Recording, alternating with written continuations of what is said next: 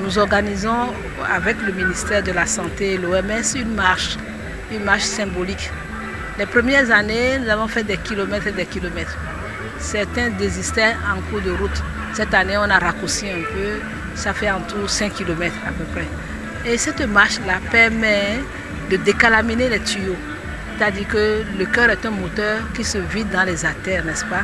Et lorsque nous marchons, l'exercice physique rend les artères plus souples. Et ça décalamine. Vous voyez, quand on décalamine un moteur qui est chargé de trop de graisse, trop de sucre, trop de sel, vous voyez. Et la mort cardiaque entraîne la mort du corps, comme aussi la mort cérébrale. Et le cœur est une pompe qui rassemble tout le sang sale pour l'envoyer au poumon, se faire nettoyer et le reprend en sang propre pour le distribuer. Vous voyez, comme un moteur, dans une voiture, il y a le moteur. Mais ce qui est de particulier, le cœur est aussi une batterie, un générateur d'énergie. À travers les éléments du sang, calcium, potassium, sodium, le cœur recueille ces éléments pour se charger en énergie égale à 3 volts. Et c'est ces 3 volts-là qui nous animent, qui fait que nous bougeons. Vous voyez. Lorsque vous avez une poupée avec une pile, quand la pile meurt, qu'est-ce qui se passe?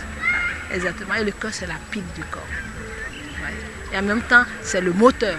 Dans une voiture, il y a la pile à part, il y a la batterie à part et il y a le moteur à part. Ici, il est batterie, il est moteur et aussi, il est un organe qui sécrète des hormones. Qui fait que la nuit, lorsque vous dormez, lorsque votre tension monte, par exemple, le cœur est capable tout seul de sécréter une hormone, un facteur pour faire que vous urinez pour que la tension baisse. Est-ce que vous voyez? Et on n'a pas encore terminé, les recherches continuent. Mais ce qu'on sait, c'est que lorsque on prévient ces maladies cardiovasculaires, on vit plus longtemps. Et c'est ainsi qu'en Europe, dans les pays développés, les porteurs d'hypertension, de diabète, de crise d'artère coronaire bouchée, tout ça là, ils ont une moyenne de vie autour de 85 ans. Alors que nous ici, nous sommes autour de 60 ans, 65 ans. Nous avons beaucoup à faire. Vous voyez? Donc pour prévenir, plutôt que de soigner, parce que soigner le cœur est très cher, il faut accompagner la marche, le régime alimentaire, manger des fruits et légumes tous les jours, parce que les fruits et légumes tous les jours permettent d'éliminer les graisses aussi. Donc il faut l'hygiène, et ça c'est aussi important, sinon même plus. Parce que vous ne pouvez pas faire travailler un moteur si pas derrière vous le chargez de déchets. C'est une marche symbolique pour tirer la sonnette d'alarme. Vous voyez, comme l'a dit la représentante de l'OMS, elle dit que ces maladies transmissibles tuent beaucoup en Afrique plus que dans le monde. Donc cette marche-là, c'est pour attirer l'attention des populations et c'est symbolique.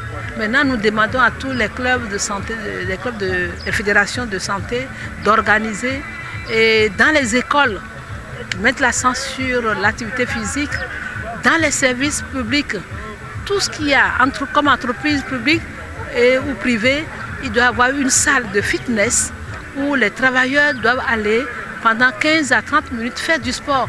C'est ce qui se passe maintenant dans les pays où ils ont les moyens. Parce qu'il vaut mieux prévenir que guérir.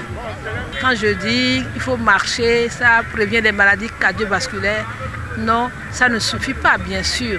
Il faut que le jeune associe la façon de manger sain, ne pas fumer. Parce que le tabac dépose du goudron dans les artères, dans les poumons. Et d'ailleurs, déjà à commencer par les dents. Donc c'est la même chose qui se passe au niveau des artères. Donc, et aussi les drogues dures qui font monter la tension artérielle. De sorte que dans leurs artères, la pression est toujours forte, donc ils deviennent nerveux. Vous voyez. Donc aux jeunes, je voulais les prier de commencer dès le jeune âge à prendre de bonnes habitudes. Après, il n'y a plus d'efforts, ça devient naturel. Ne pas se laisser grossir, ne pas fumer le tabac et faire du sport d'entretien.